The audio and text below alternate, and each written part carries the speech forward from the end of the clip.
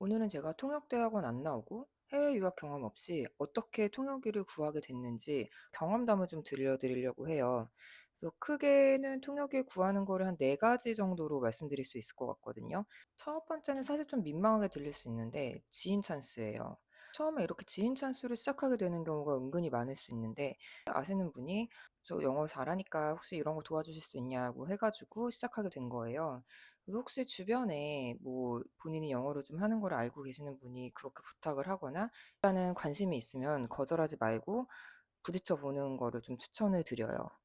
그 두 번째로는 숨고라는 플랫폼이 있어요. 그래서 숨고에 일단 통역사로 등록을 해 봤죠. 그래서 저 같은 경우는 이제 번역 경력이 기니까 번역 경력에다가 이제 강사했던 경력을 쓰고 통역 경력을 쪼금 추가를 하면서 인제 제가 어떤 식으로 했었는지 공부를 어떻게 서비스를 할 건지를 많이 쓰는 거죠. 뭐 견적을 쪼끔 싸게 해서 아니면 요청이 오면은 인제 막 견적을 보냈어요.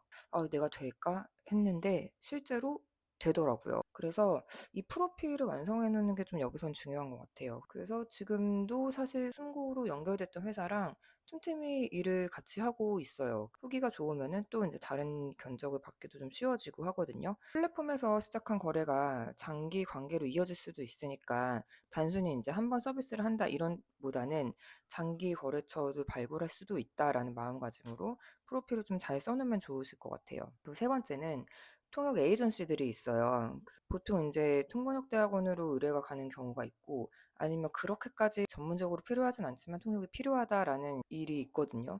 그래서 저는 에키코리아, JM 커넥티드 이런 곳에 등록을 해 놨는데 이런 에이전시들이 기업이나 행사가 있을 때 등록된 통역사들 중에서 매칭을 좀 해 줘요. 방법은 되게 간단하거든요.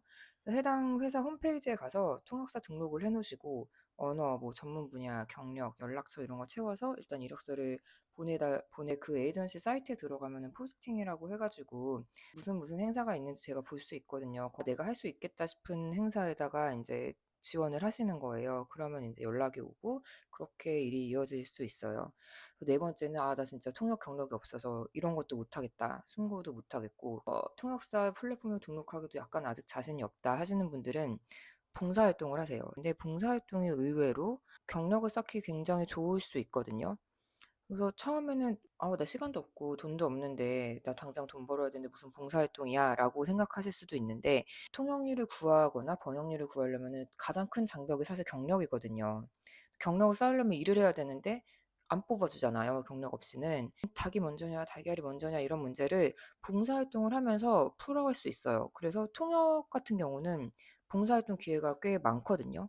제가 몇 개를 좀 찾아봤었는데 1365 자원봉사 포털이라든지 한국관광공사라든지 서울시 자원봉사센터 이런 데에서는 외국인 대상 행사 통역 봉사 공고 아니면 관광객 대상 봉사활동 요런 것들이 꽤 올라오더라고요. 그래서 이거는 물론 무급이지만 경험을 하나 쌓을 수 있는 거잖아요. 돈 주고 살 수 없는 경험을 할 수 있게 해 준다라는 측면에서 좀 추천을 많이 드려요. 자격증이 없이 시작을 하려고 한다. 통대를 안 나왔다고 하시면은 경력밖에 사실 내세울 게 없거든요. 제가 더 갤러리 서울의 보드 멤버라고 했잖아요. 사실 그게 봉사활동이거든요. 근데 저 같은 경우는 여러 나라 친구들과 일을 하면서 그 친구들의 사고방식을 접하고 영어를 까먹지 않는 게 너무 좋았어요. 그래서 제 시간을 써도 돈의 형태는 아니지만 그만큼 제가 받고 얻는 게 있다고 생각을 하거든요. 갤러리에서 만난 친구들의 지인이 한국으로 비즈니스를 하러 올 때 통역을 맡게 되는 경우도 꽤 있었고요. 통역 봉사활동도 마찬가지라고 생각을 해요. 뭐 여러분들이 돈으로 보상받으시는 건 아니지만 내가 이 일이 어떤지 알 수 있고 경력으로 남잖아요.